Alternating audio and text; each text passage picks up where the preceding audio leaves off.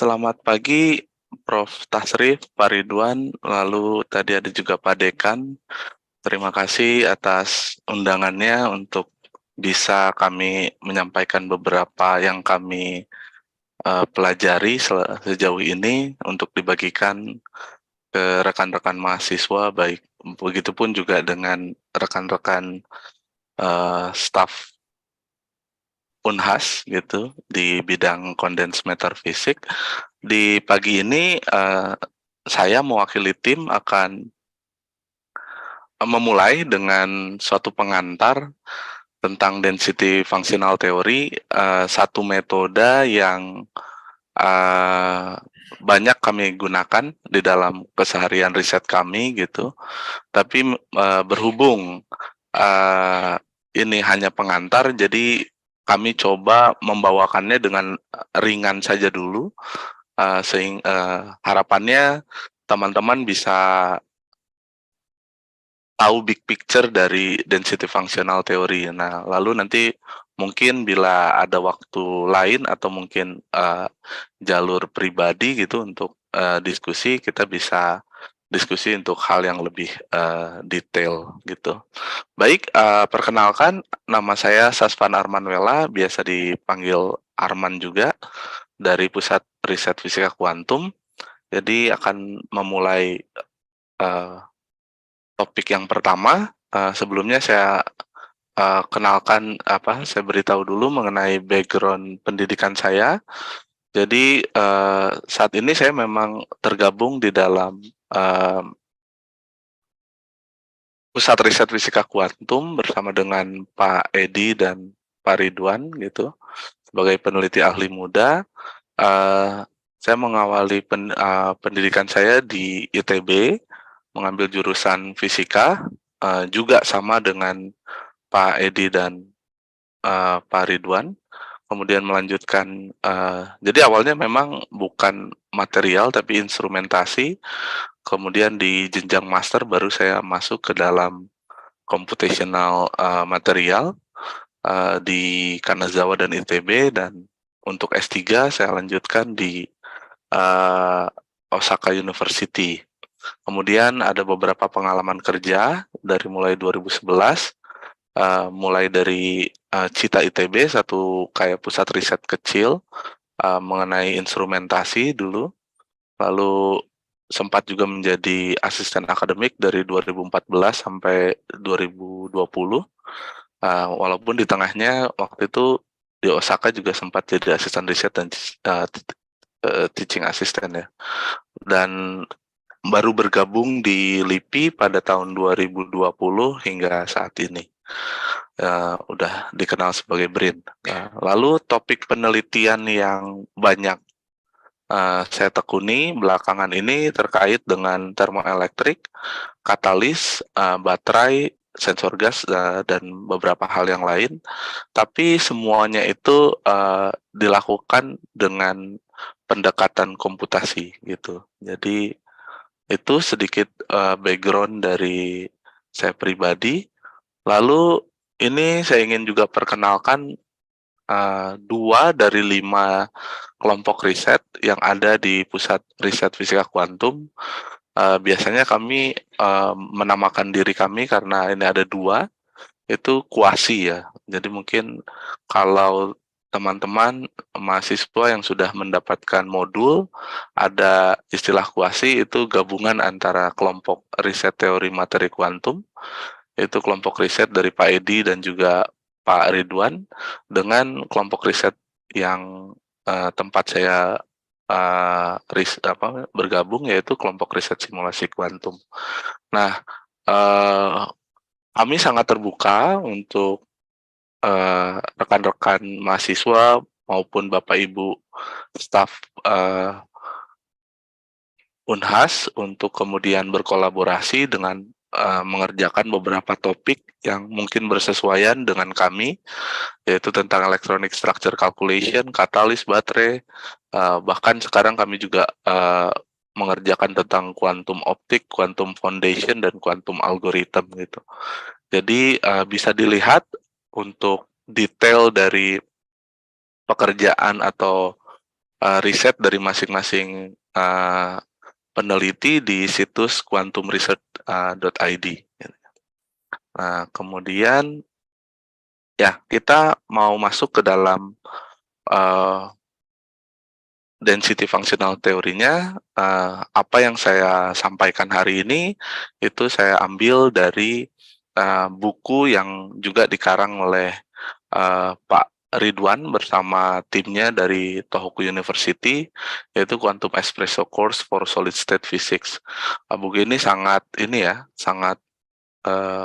menarik karena menggabungkan antara teori dan juga langkah praktis menggunakan quantum espresso, sehingga kita bisa melaksanakan riset dengan quantum espresso, juga mengerti dari mana background teori yang digunakan gitu. Lalu ada satu lagi paradigm. Ini satu platform di mana ada tim dari luar negeri juga membahas mengenai DFT gitu ya. Jadi dari dua sumber ini saya akan coba jelaskan mengenai pengantar density functional theory. Lalu, nah ini ya mungkin rekan-rekan juga sudah menyadari bahwa belakangan ini kita bisa menemukan banyak teknologi canggih gitu ya, menggunakan material-material yang baru juga gitu ya. Paling gampang kita bisa melihat bahwa dulu layar HP gitu itu hanya datar-datar saja, tapi kemudian beberapa tahun belakangan ada HP yang bisa flip gitu, bisa dilipat. Nah itu lalu ada berbagai jenis teknologi lain yang kemudian ditemukan, dikaji gitu. Itu tidak lain karena memang banyak peneliti gitu ya memanfaatkan mekanika kuantum untuk kemudian mengeksplorasi material-material tersebut, sehingga kita bisa memanfaatkannya untuk berbagai kebutuhan ya. Nah, pada tahun 1929 sebenarnya itu masa-masa kuantum ya. Dirac pernah menyampaikan di dalam satu papernya itu bahwa hukum-hukum dasar yang diperlukan untuk melakukan prosedur matematis gitu ya, yang sebagian diambil dari hukum fisika, lalu banyak dari hukum kimia gitu atau ilmu kimia, itu telah diketahui sebenarnya gitu ya. Jadi kita bisa memanfaatkannya untuk berbagai aplikasi sebenarnya. Namun gitu Dirac juga menyampaikan bahwa dalam proses penerapannya gitu, walaupun hukum-hukumnya sudah diketahui, tapi penerapannya seringkali memang menemukan kesulitan, terlebih dari persamaannya yang cukup kompleks untuk kemudian bisa kita selesaikan secara analitik atau dengan tangan seperti itu ya. Jadi beliau juga menyampaikan atau menyarankan bahwa perlu ada suatu metode praktis yang cukup tepat, sehingga bisa menjembatani antara hukum-hukum yang sudah ditemukan tersebut, lalu menyelesaikan kesulitan yang ada akibat persamaan-persamaan yang terlalu rumit tersebut gitu. Nah, kita tahu bahwa dalam mengkaji suatu material gitu, satu hal yang bisa kita manfaatkan ialah menyelesaikan persamaan Schrödinger gitu. Jadi di dalam persamaan Schrödinger ada satu Hamiltonian, kemudian yang dioperasikan ke dalam suatu fungsi gelombang, itu akan sama dengan suatu energi yang bersesuaian dengan fungsi gelombang tersebut. Nah, kita juga tahu bahwa di dalam suatu material gitu ya, itu terdiri dari elektron dan juga ion gitu ya. Nah, jadi kumpulan elektron dan kumpulan ion ini otomatis pastilah akan berinteraksi satu dengan yang lain gitu. Kemudian itu yang menjadi sifat dari material tersebut. Jadi interaksi antara elektron dan elektron, elektron dan ion, atau bahkan ion dengan ion, itu akan kemudian membentuk suatu sifat fisis dari suatu material. Nah, jadi seperti yang saya sampaikan barusan, Hamiltonian dari suatu material tersebut terdiri dari 5 item ini sebenarnya pada dasarnya ya. Jadi ada energi kinetik yang dipunyai oleh elektron ya, lalu energi kinetik yang dipunyai oleh ion disimbolkan dengan N, kalau elektron E ya. Lalu ada potensial interaksi antara ion dan ion, interaksi antara elektron dan elektron, lalu elektron dan ion. Nah, di dalam rumus fisika atau matematikanya ya dituliskan seperti yang di bawah ini gitu ya. Tapi yang perlu kita ingat, apapun jenisnya ini, bila yang belum familiar, yaitu hanya terdiri dari kinetik dan potensial dari elektron dan ion gitu ya. Nah, untuk mengkaji, kita tahu sendiri bahwa hanya atom hidrogen yang punya satu elektron ya, tapi sisanya itu punya lebih dari satu elektron gitu. Nah, ketika kita meninjau suatu sistem dengan banyak partikel gitu, ternyata persamaan ini tuh menjadi sangat sulit untuk kita selesaikan ya. Maka akibatnya kemudian kita perlu suatu aproksimasi gitu. Kita perlu suatu penyederhanaan atau pendekatan supaya hal yang rumit ini kemudian bisa kita lebih sederhanakan.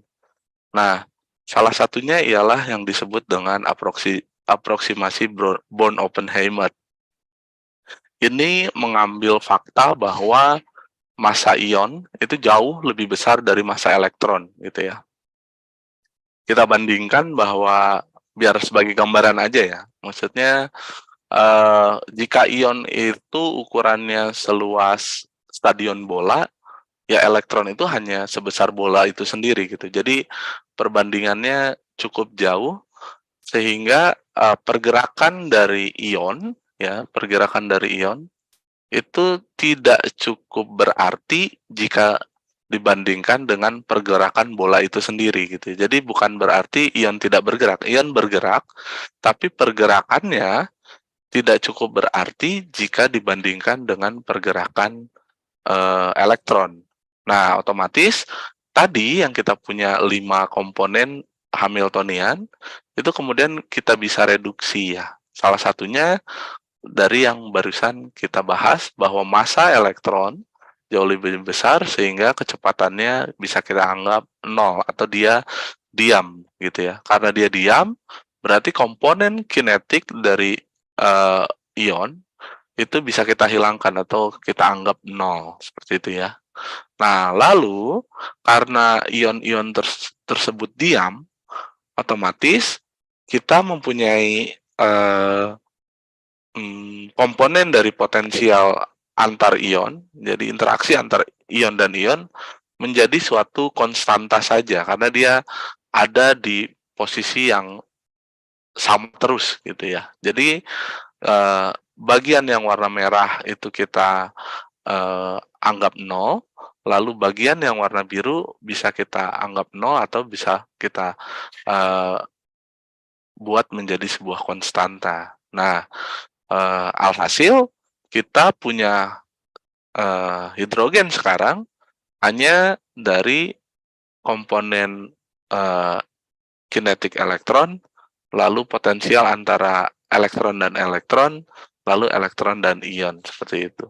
Nah, namun, walaupun sudah kita reduksi gitu, walaupun sudah kita aproksimasi, kita lakukan aproksimasi gitu, tapi ternyata Hamiltonian ini masih cukup sulit gitu ya untuk dikerjakan.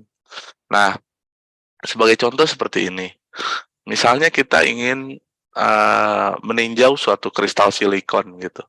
Nah, kristal silikon ini misalnya kita bangun satu unit sel saja, yaitu dengan konstanta Kisi 5,43 angstrom gitu.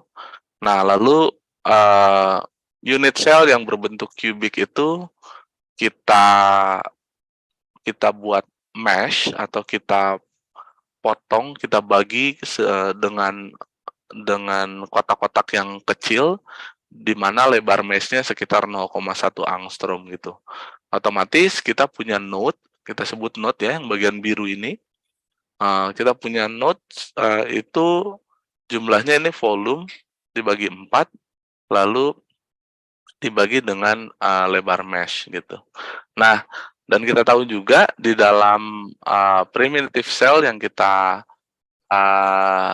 gunakan, di dalam satu unit cell itu terdapat 2 atom silikon yang masing-masing punya 4 elektron valensi. Jadi di dalam satu unit cell ini kita punya fungsi gelombang sebesar 40.000 itu dapat dari ini pangkat 8. Nah, ya, 40.000 pangkat 8 itu kalau misalnya kita ubah ke dalam suatu data gitu ya, misalnya itu bilangan kompleks yang punya ukuran bit tertentu di dalam komputer. Nah, jika data ini kita masukkan ke dalam hard disk, itu akan setara dengan 10 pangkat 26 terabyte. Jadi sampai sekarang mungkin, atau kalau misalnya kita masih menyimpan data itu tidak di dalam hard disk tapi di dalam CD gitu ya, mungkin kita perlu sejumlah CD dari bumi ke Mars atau ke matahari gitu ya, ditumpuk seperti itu saking banyaknya. Artinya cukup mustahil untuk mengerjakan persamaan Schrödinger dengan cara yang seperti ini gitu ya. Ini padahal baru suatu kristal silikon yang cukup sederhana gitu. Jadi kesimpulannya ya tidak ada komputer yang sanggup untuk mengerjakan hal ini. Gitu. Nah, lalu di sini langsung aja kita masuk ke density functional theory. Ada satu harapan kemudian untuk mengubah fungsi gelombang yang tadi mungkin dimensinya 3n gitu ya, karena dia dipisahkan di dalam ruang 3 dimensi gitu, lalu n sebagai jumlah elektronnya gitu atau jumlah partikelnya. Nah, itu kemudian kita transformasi gitu ya menjadi densitas gitu. Jadi yang kajian kita dalam wave function kemudian kita ubah kajiannya dalam densitas. Nah, dari sini yang tadinya 3n hanya dalam n saja gitu. Itu sangat sangat besar dampaknya, nanti kita lihat di depan ya, di berikutnya. Nah, lalu itu sumber atau itu alasan kenapa kita menggunakan istilah density di dalam density functional theory. Nah, kata fungsional kemudian setelah kita tahu dari mana kata density itu diambil gitu, yaitu karena kita pindah dari wave function ke density. Nah, sekarang fungsional. Nah, fungsional sendiri mungkin teman-teman sudah familiar dengan istilah function ya, fungsi. Nah, fungsi sendiri itu adalah ya fungsi, misalnya kita di sini sebut fungsi G gitu, dengan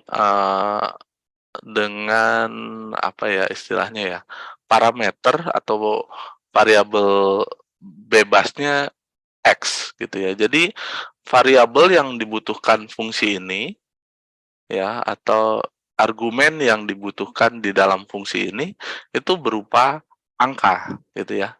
Jadi argumennya dimasukkan ke dalam, misalnya kayak di sini ya, kalau kita memasukkan angka 2 ke dalam fungsi Gx sama dengan 3x kuadrat.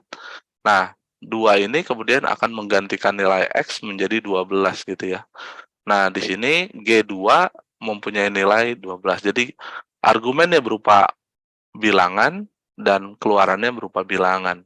Nah, sedangkan fungsional atau fungsional itu suatu fungsi di mana parameternya berupa fungsi juga gitu ya. Jadi yang kita inputkan itu fungsi ke dalam fungsi gitu. Jadi ya. Nah, tapi keluarannya berupa angka. Jadi di sini uh, kalau kita punya fungsional f yang mana argumennya berupa fungsi g gitu, lalu misalnya ada satu fungsionalnya seperti ini, ya kemudian akan kita dapat nilai 8. Nah, tapi ini punya konteks yang berbeda atau punya implikasi yang berbeda ya. G2 itu hanya menunjukkan titik di dalam kurva ini gitu ya. Tetapi kalau misalnya dalam fungsional adalah satu area di bawah kurva ini dari 0 sampai 2 misalnya ini ya, daerah yang biru ini gitu. Jadi memang sedikit berbeda. Tapi seenggaknya itu menjadi gambaran yang mudah untuk dicerna bagaimana kita membedakan antara fungsi dan fungsional gitu ya. Kemudian, nah, density functional theory sendiri itu lahir dari satu teorema yang dikemukakan oleh Hohenberg dan Kohn pada tahun 64, di mana ternyata mereka menemukan adanya suatu apa ya, fakta lah ya, bahwa ternyata ada korespondensi satu-satu antara potensial eksternal itu adalah potensial antara elektron dan ion gitu ya, yang tadi di awal kita sampaikan, dengan densitas elektron. Jadi kalau kita tahu densitas elektron ya kita tahu potensial eksternalnya seperti itu ya, korespondensi satu-satu. Jadi nah, jadi energi yang merupakan ekspektasi dari Hamiltonian ini gitu, itu kemudian sekarang dirumuskan sebagai suatu fungsional ya, fungsional yang mana parameternya berupa fungsi densitas gitu, ditambah integral dari suatu potensial eksternal ya, dikalikan suatu densitas gitu. Nah, kita tahu sendiri tadi, jadi kalau misalnya kita tahu N, berarti kita tahu potensial eksternal EN gitu, karena korespondensi satu-satu itu tadi. Nah, artinya hal yang belum kita ketahui ya bagian yang ini fungsional ini gitu ya. Jadi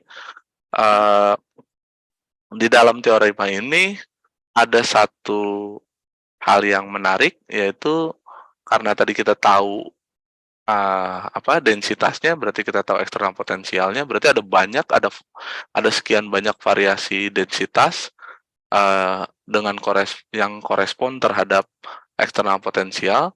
Namun yang pasti gitu ya, densitas yang minimum gitu ya, itu akan menghasilkan energi pada keadaan dasar. Jadi kita tidak peduli banyaknya variasi, tapi yang bisa kita ambil bahwa yang paling minimum itu merupakan densitas yang pada keadaan dasar. Sehingga kita akan mendapatkan energi dari suatu sistem itu untuk keadaan dasar gitu. Itu minimal seperti itu ya. Nah, lalu yang tadi sempat saya bilang bahwa hal yang belum diketahui ya fungsionalnya ini gitu ya. Jadi penting untuk kemudian kita bisa mengembangkan aproksimasi yang baik untuk fungsional f sebagai fungsi dari sebagai fungsional dari fungsi densitas gitu. Nah, kemudian setahun kemudian 1965 gitu ya. Jadi kalau tadi kita juga merujuk ke papernya Dirac tahun 29 gitu, hampir 30 tahun kemudian ada satu ini ya, memang di tengah-tengahnya ada teori-teori yang lain gitu, ada metode-metode yang lain, tapi kemudian setelah 30 tahun lah kita bisa memperoleh suatu hal yang berdampak gitu ya untuk memanfaatkan kuantum dari segi teori gitu. Nah, fungsional yang tadi itu kemudian oleh Kohn-Sham dirumuskan seperti ini, yaitu suatu kinetik ya yang tadi awalnya kan kinetik kita sebagai fungsi dari posisi saja, tapi ini ada kinetik elektron yang sebagai fungsi dari densitasnya gitu ya. Lalu ini Coulomb interaction antara densitas elektron gitu.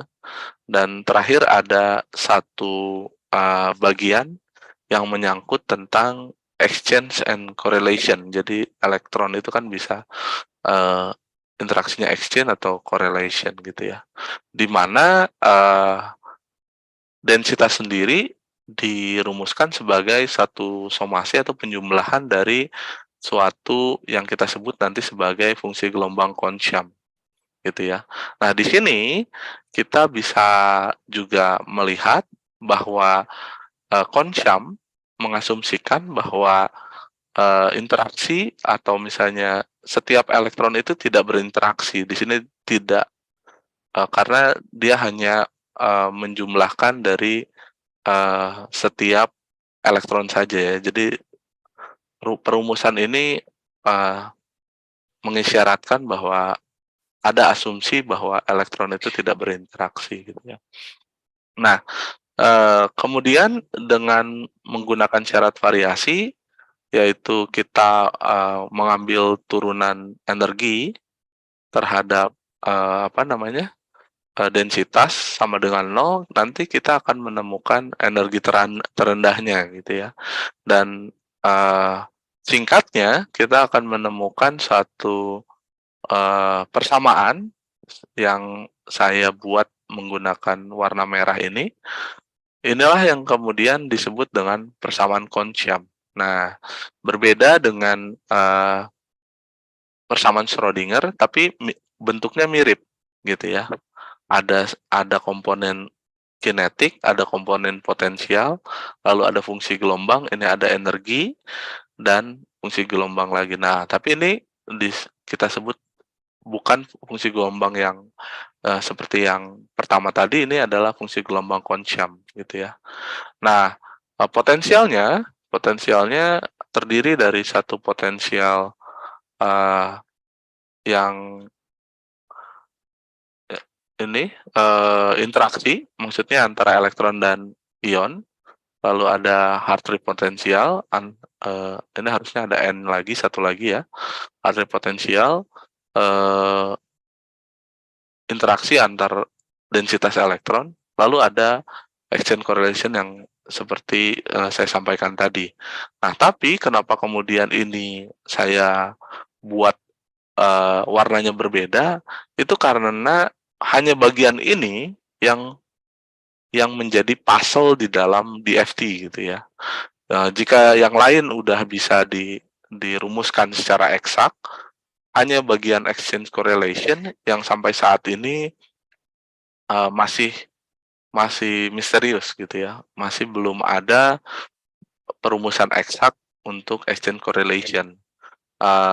Namun tidak perlu khawatir gitu ya, karena banyak juga peneliti khususnya yang fisika matematik gitu ya, yang coba kemudian merumuskan exchange correlation yang sifatnya joker gitu ya. Joker itu maksudnya bisa dipakai untuk berbagai material gitu.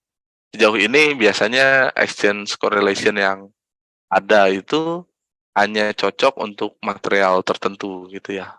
Nah, cocokologi lah kasarnya kayak gitu. Nah, tapi jika suatu saat memang ditemukan satu fungsional yang merumuskan tentang exchange correlation ini, ya DFT jadi sangat lengkap gitu ya.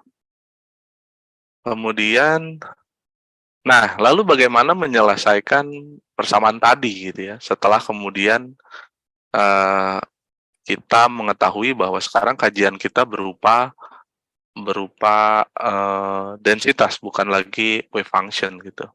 Nah, kita mulai dari, informasi mengenai struktur material, ya. Ketika kita tahu bahwa struktur material yang akan kita hitung itu bentuknya seperti apa atau susunan atomnya seperti apa, itu akan memberikan informasi kepada kita atau, membantu kita untuk kemudian bisa menghitung potensial antara, elektron dan inti gitu ya, karena kita, bisa menggunakan, perumusan ini yang mana itu hanya didasari oleh posisi mereka gitu. Nah lalu, kita karena di dalam mungkin sejenak kita lihat sebelah kanan ya, bahwa kita butuh, densitas untuk menyelesaikan ini, tapi kita belum punya densitas gitu. Nah makanya di awal kita melakukan suatu tebakan, kira-kira densitas yang akan kita hitung itu N, sebagai fungsi dari R gitu ya. Nah, kemudian setelah kita punya tebakan awal ini, kita lalu menyelesaikan persamaan Poisson untuk mendapatkan potensial H3. Nah, lalu dengan exchange correlation yang kita pilih ya, tadi saya sempat sebutkan bahwa ada satu fungsional, bukan ada satu, ada beberapa fungsional exchange correlation yang dipropos oleh beberapa peneliti gitu. Nah, ketika kita sudah menggunakannya, memilih untuk menggunakan salah satunya, kita kemudian bisa menghitung potensial exchange correlation. Nah, ketika ketiganya sudah lengkap, ada potensial elektron ion, H3 dan exchange correlation, artinya kita sudah bisa memperoleh potensial efektif. Nah, dengan menyelesaikan persamaan Kohn-Sham ini, nantinya kita akan memperoleh energi beserta dengan fungsi gelombangnya. Nah, fungsi gelombang ini kita gunakan untuk menemukan atau menghitung densitas yang baru gitu ya. Nah, apabila tebakan awal kita dan densitas yang baru ini sama, berarti dia sudah self konsisten gitu ya. Artinya tebakan kita benar. Namun kalau masih salah, berarti tebakan kita salah gitu ya, kurang tepat. Nah, kita bisa menggunakan atau kita bisa mencari tebakan yang baru gitu ya.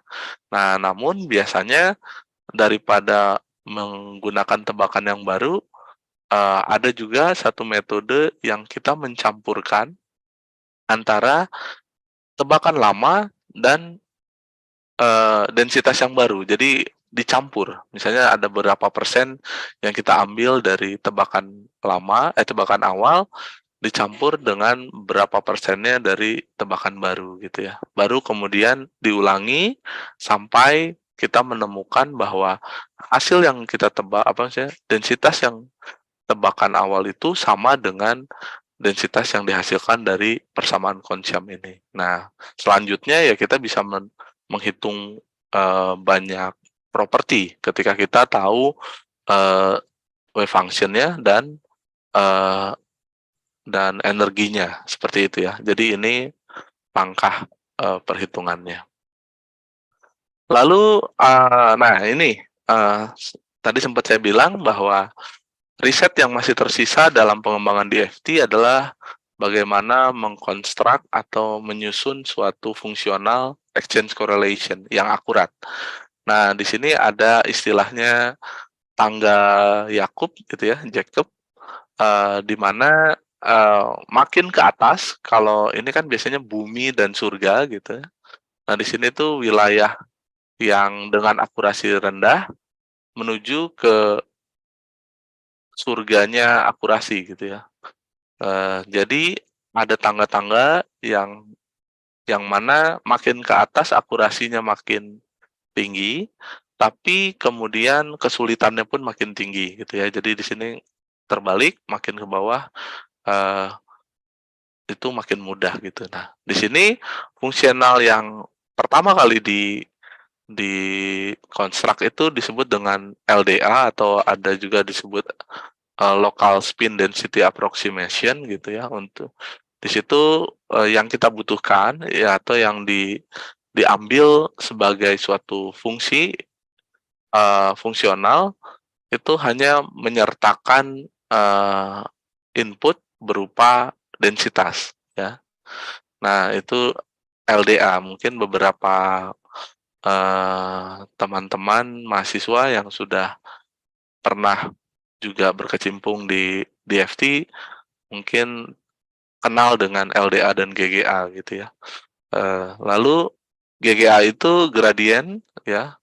Jadi makanya di sini tidak hanya menyertakan density tapi juga menyertakan gradiennya gitu. Sehingga akurasinya menjadi lebih tinggi daripada LDA. Di atasnya lagi ketika kita punya densitas menyertakan turunan pertama, kemudian ditambah lagi turunan kedua, itu disebut dengan meta GGA. Nah, ada banyak parameter yang kemudian disertakan, akhirnya menciptakan suatu fungsional yang memang lebih akurat, tapi kompleksitasnya pun kemudian menjadi lebih lebih berat gitu ya. Lalu, nah di antara berbagai fungsional yang tadi, ternyata yang menjadi primadona itu sejauh ini yang disebut dengan GGA tadi ya, Generalized Gradient Approximation. Jadi tangga kedua di sini, ini tangga kedua dari Jacob Ladder ini. Nah, setelah dipublish tahun 96, nah ini disebut juga dengan GGA PBE ya. Kenapa? Karena PBE itu disingkatan dari penulisnya Perdue, Burke, sama Enzerhof tahun 96. Nah, tahun 2017 itu sudah ada 83.000 sitasi. Ya, artinya itu yang ini ya, yang mempublish, yang menggunakan berarti mungkin jauh lebih banyak gitu ya. Kemudian, nah ini merupakan bagian yang membedakan antara DFT yang digunakan oleh orang kimia dan oleh orang fisika gitu ya. Nah, di sini kita menggunakan plane wave untuk mengekspansi fungsi gelombang Chomsky. Jadi kita tadi di dalam fungsi di dalam persamaan Chomsky tadi kita sekarang punya yang namanya fungsi gelombang Chomsky pi ini. Nah, karena di dalam fisika biasanya yang kita tinjau adalah kristal gitu, yaitu sistem yang sangat periodik gitu ya, sangat rapi seperti itu. Jadi plane wave menjadi suatu basis yang paling mudah gitu ya dan paling cocok lah gitu ya. Sehingga kalau kita masukkan pi ini ke dalam persamaan Chomsky, ya kita akan dapat persamaan baru seperti ini. Nah, lalu pertanyaannya berapa kemudian jumlah vektor G yang sebaiknya kita masukkan ke dalam ekspansi ini sehingga kita memperoleh hasil yang baik gitu ya. Nah, di sini sebagai contoh misalnya ini G vektornya itu yang 2V per A, 2 kali 2V per A seperti ini. Nah, itu kita sebut dengan energi cut off gitu ya. Jadi di bagian awal dari proses dari perhitungan DFT menggunakan software-software DFT gitu, kita akan melakukan tahapan, nanti mungkin akan disampaikan lebih jelasnya oleh Pak Edi ya, ketika praktek mengenai quantum espresso, bahwa kita perlu mencari konvergensi dari energi cut-off ini gitu ya, untuk menentukan sebenarnya berapa jumlah vektor G yang sebaiknya kita include untuk mengekspansi pi ini gitu ya. Ini menjadi bagian yang penting sebelum kita masuk ke dalam perhitungan yang sebenarnya gitu ya. Ini bagian dari prakalkulasi. Nah, kemudian ada yang disebut dengan pseudopotensial. Nah, ini kalau tadi juga memperhitungkan yang bagian ini juga kan sudah memperhitungkan aspek akurasi ya, jadi udah lebih ke teknisnya gitu. Nah, bagian ini juga menjadi bagian yang teknis sebenarnya. Jadi jika kita lihat bahwa di sini ada garis warna hitam dan warna merah. Nah, eee, garis warna hitam itu merupakan garis potensial gitu ya, kurva potensial dan Konsum wave function atau fungsi gelombang Konsum yang sebenarnya gitu ya. Di mana kita lihat bahwa ketika menuju ke R R alpha gitu ya, itu di daerah dekat inti gitu, eee, fungsi gelombangnya menjadi sangat sangat rapat gitu ya. Nah, dengan begitu bila kita ingin memfitting, menginterpolasi atau menentukan fungsi apa sebenarnya yang ada atau yang digunakan untuk pi ini, itu akan sangat sangat sulit secara komputasi gitu ya. Karena di bagian sini fluktuasinya akan sangat tinggi gitu ya. Nah, padahal hal yang paling penting itu bukan di area elektron inti ya. Di density functional theory itu uh, elektron yang dikaji itu ya elektron yang di daerah valensi gitu ya. Karena dianggap itu lebih bebas untuk kemudian dia menentukan uh, sifat dari suatu material tertentu gitu. Ketimbang elektron yang ada di inti yang umumnya lebih statik ya, lebih stabil sehingga dia nggak sehingga dia cukup diam aja gitu. Nah, lalu untuk potensial, potensial menuju R alfa itu menuju Tahingga gitu ya. Nah, itu juga akan berdampak pada komputasinya nanti. Lagi-lagi, padahal di daerah itu tidak terlalu kita pentingkan karena itu ada di daerah elektron inti. Nah, oleh karena itu dibuatlah suatu potensial semu atau pseudo potensial untuk kemudian menjadi win-win solution ya. Jadi win-win solution dari permasalahan ini gitu ya.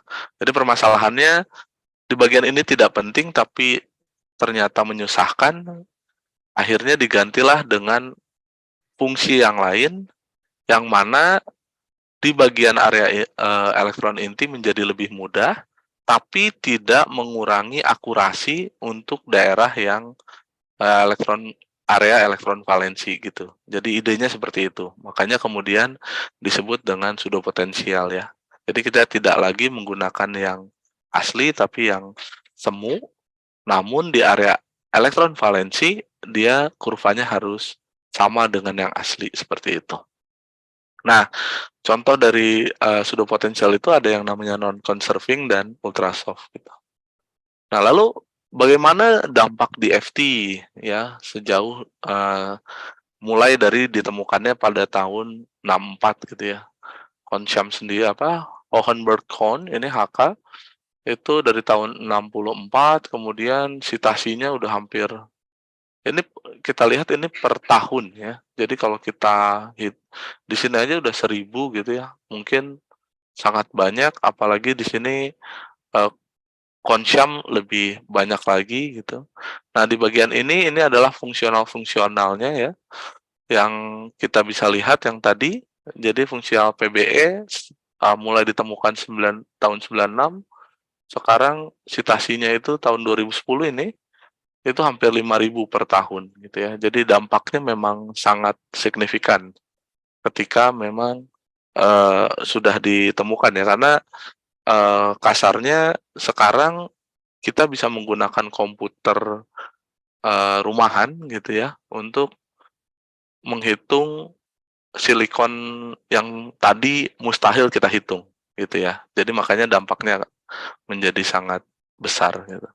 Nah, ini ada beberapa software di FT, hanya beberapa padahal sangat banyak, terlebih di Jepang itu kayaknya setiap lab punya punya package-nya sendiri ya, punya software-nya sendiri gitu. Salah satunya ini State. software yang saya gunakan ketika, eee, studi di Osaka University gitu. Nah, sejauh ini di BRIN kami sendiri, banyak menggunakan Quantum Espresso ya. Nah, ada Abinit dan Castep untuk, software-software yang sifatnya gratis ya. Ada yang open source, artinya kita bisa ikut berpartisipasi untuk mengembangkan, programnya. Ada yang memang dia gratis saja, tapi tidak open open source gitu ya. Jadi hanya diberikan binarinya saja. Ya, Orca ini salah satunya gitu. Tapi, lalu saya ingin membedakan bagian yang hitam dan bagian yang merah. Bukan karena tadi open source atau tapi karena yang merah ini umumnya digunakan untuk sistem-sistem yang, sifatnya maksudnya untuk orang-orang kimia, yaitu untuk molekul, untuk polimer seperti itu ya. Mereka biasanya cenderung menggunakan Orca. Kenapa? Karena sistem yang mereka tinjau itu tidak periodik ya. Jadi, eee, umumnya kita bisa menggunakan Gaussian atau Orca. Gaussian berbayar, tapi kalau ingin menggunakan, yang gratis sebagai awalan, teman-teman bisa menggunakan Orca gitu ya. Nah, software yang setara dengan maksudnya yang apple to apple dengan Quantum Espresso, Abinet, Castep, dan State yaitu ya VASP dan, Win2K ini gitu ya. Perbedaannya apa? Ya kalau dari segi, akurasi sama-sama saja, tapi optimasinya mungkin, dengan VASP kita dapat kemudahan. Wajar ya karena, sistemnya berbayar gitu, jadi wajar kalau kita dapat fasilitas lebih gitu. Tapi mengenai akurasi ya sama-sama saja, gitu ya. Lalu lalu apa saja yang bisa kita manfaatkan untuk, maksudnya apa saja yang kita bisa manfaatkan dengan menggunakan DFT gitu ya. Salah satu yang paling dasar yaitu untuk menghitung struktur pita dari suatu material atau band structure ya. Nah, ketika kita tahu, struktur pita dari suatu material ini, kita bisa mengerti atau bisa tahu, oh sifat elektronik dari material ini seperti apa. Paling paling simpel misalnya, oh ternyata material ini semiconductor, oh ternyata dia, metal gitu. Itu hal yang paling sederhana, tapi, lebih dari itu kita bisa menemukan hal yang lain gitu ya. Ini salah satunya kalau saya tidak salah, ini adalah band structure dari grafin ya, di mana, kita bisa lihat terkesan biasa, tapi ada hal yang menarik di daerah, K di sini, di mana kita lihat band structure-nya itu linier. Nah, kalau linier artinya elektron itu, karena massa elektron itu kan dipengaruhi oleh, eee, kelengkungan dari kurva ini ya. Nah, ketika ini linier, itu, artinya massanya cenderung nol gitu ya. Cenderung nol artinya tidak bermassa. Nah, elektron tapi tidak bermassa, artinya dia bergerak sangat cepat. Itulah kemudian mengapa grafin menjadi, eee material yang cukup eksotik, tahun 2010 sampai sekarang gitu ya. Nah, itu hanya kita bisa maksudnya kita bisa menemukan sifat tersebut hanya dari band structure ini saja, gitu ya. Nah, lebih dari itu, seperti yang ditulis di sini, sebenarnya hampir seluruh sifat fisis material itu dapat dihitung dengan DFT, gitu ya. Mungkin triknya apa atau secara teknisnya saja yang agak agak berbeda. Contoh yang lain itu untuk memprediksi sifat optik material. Jadi, di sebelah kanan itu kita bisa melihat bagaimana sifat optik dari suatu material itu dibandingkan antara eksperimen dan teori. Ternyata DFT juga cukup akurat untuk kemudian bisa, eee, mereproduce hasil dari eksperimen, gitu ya.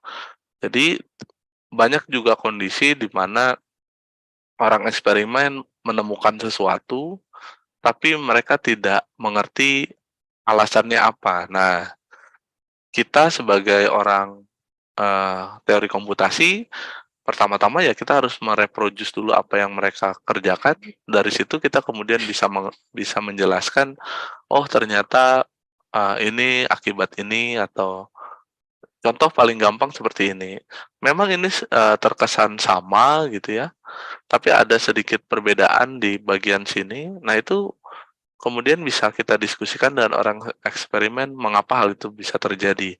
Bisa jadi orang teori melakukan perhitungan di mana strukturnya itu sangat sangat rapi ya, sangat sempurna, sedangkan pada kenyataannya di eksperimen nggak sesempurna struktur seperti ini. Mungkin ada cacat dan segala macam sehingga ada sedikit perbedaan gitu, Pak. Tapi secara umum sudah sama seperti itu.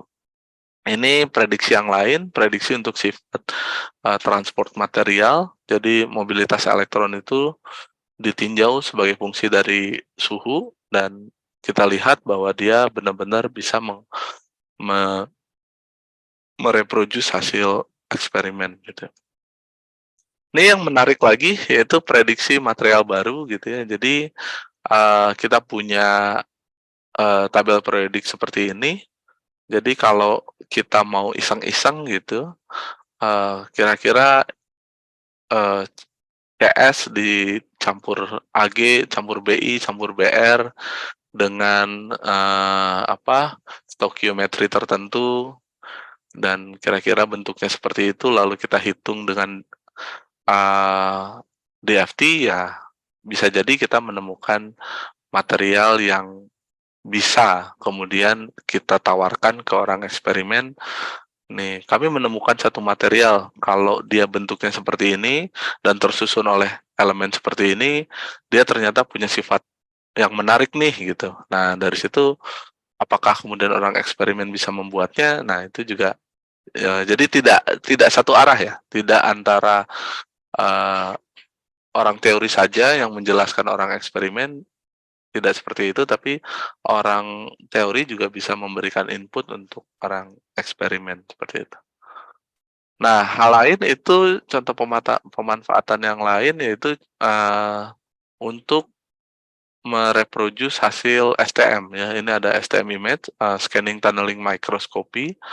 Nah, kemudian dari DFT juga kemudian bisa bisa mereproduce hasilnya. Jadi yang biru itu hasil DFT, sedangkan yang merah itu hasil eksperimen dan ditemukan kecocokan ya. Jadi ketika sudah cocok seperti ini ya uh, ada hal-hal yang bisa kemudian kita jelaskan bila orang eksperimen memang belum mendapat jawabannya gitu.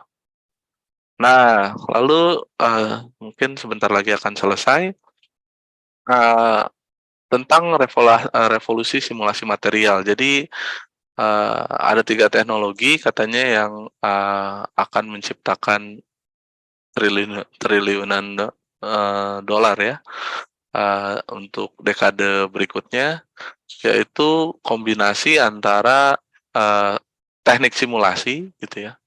Teknik simulasi ini juga sekarang cukup menarik karena sudah mulai orang juga masuk ke simulasi kuantum ya. Jadi yang kita lakukan ini memang mekanika kuantum, tapi komputer yang kita gunakan atau algoritma yang kita gunakan adalah algoritma klasik gitu ya. Nah, tapi ketika mungkin belakangan ini juga sudah ada udah banyak orang yang kemudian mulai mengembangkan teknik simulasi yang menggunakan komputer kuantum gitu ya. Nah, harapannya hal-hal yang kita rasa berat di komputer klasik itu menjadi mungkin atau menjadi mudah di komputer kuantum gitu ya. Computing power dan machine learning. Nah, ini juga ya, machine learning juga belakangan digunakan untuk berbagai kegiatan gitu ya. Bahkan terakhir mungkin teman-teman mahasiswa juga tahu tentang AI ChatGPT atau apa itu ya, itu mungkin bisa kemudian diaplikasikan AI-nya atau machine learning-nya untuk ke proses eksplorasi material gitu ya, atau hal-hal yang yang berguna lagi untuk computational condensed matter physics gitu. Lalu terakhir, apa prospeknya untuk Indonesia gitu? Bagaimana, apakah mungkin kita menggunakan density functional theory, kita maksudnya riset tentang DFT di Indonesia itu masih berat atau tidak gitu. Nah, ternyata bisa kita bilang bahwa ini masih dalam tanda kutip memang, itu riset DFT atau computational condensed matter physics menggunakan DFT ternyata bisa kita bilang itu mudah, karena kita hanya menggunakan ini ya, apa maksudnya, teorinya kita bisa pelajari, kemudian kita bermodalkan pensil, juga komputer gitu ya, kertas gitu, tidak ada eksperimen basah yang lain gitu ya. Murah, ya murah ini relatif, tapi maksudnya dibandingkan seperti ini ya, di dalam eksperimen yang lain mungkin kita punya bahan yang habis pakai gitu ya. Misalnya mau mau mau mengkaji tentang silikon ya, dari sekian banyak kegagalan ya kita akan kehabisan bahan gitu. Tapi kalau di komputasi memang kita modal di awal berat, tapi kan kemudian kita bisa pakai terus-menerus gitu ya. Lalu menghasilkan itu ya dari paper-paper, dari pekerjaan yang kita lakukan itu bisa menghasilkan paper gitu. Nah, di BRIN sendiri, jadi bagi teman-teman mahasiswa ataupun staf Unhas yang ingin menggunakan komputer, fasilitas komputer yang ada di BRIN gitu, kami mempunyai dua dua ini ya, dua fasilitas, yaitu Mahameru, itu HPC-nya BRIN yang ada di Cibinong. Lalu kami juga secara lokal punya klaster, ini hanya 6, sebenarnya kami sudah punya lebih dari 10 sekarang, komputer di gedung kami gitu ya, dan sebagian ada di gedung manajemen. Itu bisa kita manfaatkan di dalam proses yang bila mana nanti rekan-rekan mahasiswa mau bersama-sama mengerjakan riset, begitu juga dengan staf dosen di lingkungan Fisika Unhas. Mungkin segitu dulu yang bisa saya sampaikan.